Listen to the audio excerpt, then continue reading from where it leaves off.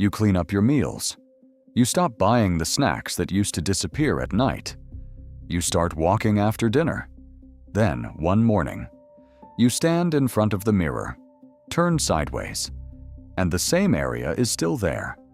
Your face may look a little leaner. Your energy may even be better, but your belly looks like it did not get the memo. That is where people start to turn on themselves. They assume they missed something.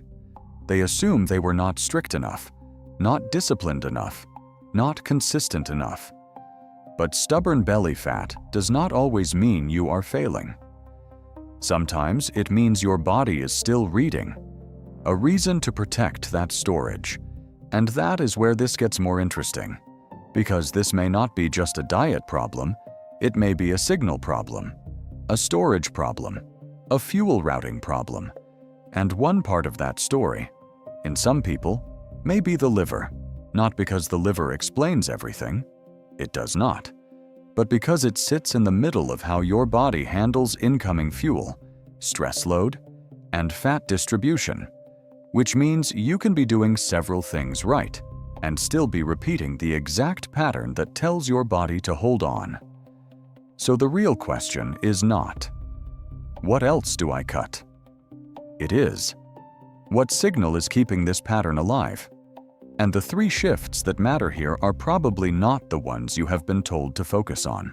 To see why this can get so stubborn, picture the liver as a sorting facility at a busy port. It helps manage incoming fuel, package fat, store glycogen, and keep blood sugar from swinging too wildly. When shipments keep arriving faster than they can be processed, things start piling up in the wrong places. When that system starts accumulating fat and becoming more insulin resistant, the signal coming out of it can change. The body becomes less flexible. It gets worse at deciding what to burn now, what to store for later, and how to handle the constant stream of energy coming in from modern eating patterns. And this is where belly fat becomes more than a cosmetic issue. Visceral fat is metabolically active, and what drains from that tissue reaches the liver directly through the portal system. More fatty acid spillover, more inflammatory signaling, more pressure on a system that may already be struggling to keep up. In many people, that helps create a loop. More visceral fat can push more stress toward the liver, and a more dysfunctional liver can make the whole storage pattern harder to unwind. That is why generic advice can feel so insulting when you are doing your best. It is not that eating less and moving more never matter. They do. But if the pattern underneath stays the same, long sitting, constant snacking, poor sleep, frequent high sugar intake, and not enough muscle demand, then the body may keep reading the same crowded message. Less can still feel like not enough. Effort can still feel invisible. And that is usually the moment people assume they are the problem, when really the conditions may be the problem. This is where healthy-looking habits can still keep the loop alive. A smoothie that sounds clean can still deliver a lot of fast energy with very little chewing. A dinner that is technically healthy can still land too late for someone whose eating window keeps drifting deeper into the night. And a hard workout after a short.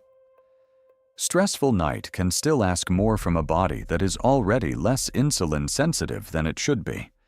None of those things are automatically bad. The problem is the pattern. When meals keep drifting later and sleep stays short, metabolic control usually gets worse, not better. Hunger gets louder, recovery gets weaker, and the same pattern keeps feeding itself. Now you might be thinking, so what? I have to do everything perfectly. No, that is exactly the trap. This is not about perfection. It is about not stacking stressors in the same direction. When meals keep spilling late, sleep stays short, and movement is saved for one punishing session instead of being spread through the day, the body may keep reading the same crowded message. Here is the first useful micro-win. For the next 3 days, do not guess. Observe. When do cravings hit hardest? When does your energy crash? And after which meal do you feel heavy, sleepy, or weirdly hungry again 2 hours later? Those are not diagnostic signs, but they are clues. They tell you when your system seems least flexible, and that is often where the fix begins. This is where things start to change. And in the next section, I will show you exactly what those shifts look like in a real day. So what does that look like in a real day? Think in terms of less overlap. Less overlap between one eating event and the next. Less overlap between late food and late light. Less overlap between a big glucose load and hours of stillness. If the pattern underneath is crowding, the first job is not to detox anything. It is to give the system more room to sort, root, and recover. That is where real treatment guidance keeps landing too. Better food quality, regular movement, a sustainable calorie deficit when it is needed, less drama, better conditions. The first lever is meal spacing. The mistake this replaces is the all-day pattern that looks clean on paper, but keeps the body handling incoming fuel from morning to late evening. A better starting point is brutally simple. Build 2 or 3 real meals. Cut the background calories that sneak in between them. And create an overnight stretch, often around 12 hours, where food just stops. This is not a fasting contest. It is not about proving discipline. It is about giving your liver and the rest of your metabolic system a period without new traffic constantly arriving. If you take glucose-lowering medication, have a history of disordered eating, are pregnant, or tend toward low blood sugar, that needs personal adjustment. Early on, many people notice something small but useful. Less random foraging at night, a quieter appetite in the morning. After a week or two, the bigger win is usually not magic fat loss. It is less spillover, less reactivity, and a day that feels less metabolically chaotic. The second lever is movement placed where it changes routing. A lot of people think only in terms of calories burned. The body does not. It also cares about where glucose goes after you eat. One of the simplest ways to support that is light movement after meals, especially after the meal that usually leaves you sleepy, heavy, or craving something sweet again. Even a short walk after that meal can be a useful starting rule, often around 10 minutes as a practical place to begin. If walking is not realistic, cycle gently, march at home, or do a short mobility circuit. The goal is not intensity. The goal is to give muscle tissue first claim on some of that incoming fuel. In the first few days, the signal that this is helping is often subtle. Less of a crash after eating, a little less brain fog, a meal that feels finished instead of opening the door to another one. The support lever is making the first real meal harder to overrun. Not perfect, just harder to overrun. Lead with protein and fiber instead of a fast sugar hit that disappears in 20 minutes. Eggs and vegetables, Greek yogurt with chia, beans, fish, leftovers. Something with enough structure that it slows the day down instead of starting a chase. If your gut is sensitive, increase fiber gradually. This will not transform your waist overnight, but it may quiet the pattern that keeps setting the same crowded signal in motion. And that is the point. Not punishment, better conditions.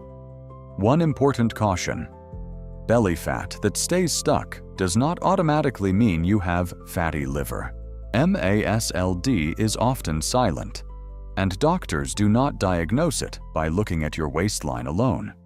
Risk is higher in people with obesity, insulin resistance, type 2 diabetes, and other features of metabolic syndrome. So if that sounds like you, this is a better conversation to have with a clinician than a guess to make from a mirror. But the bigger shift is still worth keeping. Stop treating your body like a machine that only responds to more pressure. Start thinking in conditions: timing, spacing, recovery, movement. That is where real treatment guidance keeps landing too.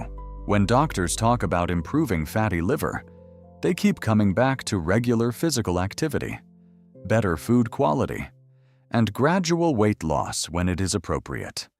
Because those things change the conditions your body is reading every day. They do not promise a dramatic overnight release. They improve the signal over time. So do not ask, "What do I cut next?" Ask, "What pattern am I repeating?" If you stood in front of that mirror this morning and felt exactly what I described at the start, the effort that should have worked, the area that did not get the memo, comment the word "signal" below. That one word is a simple way to mark the moment you stop blaming yourself and start reading the pattern.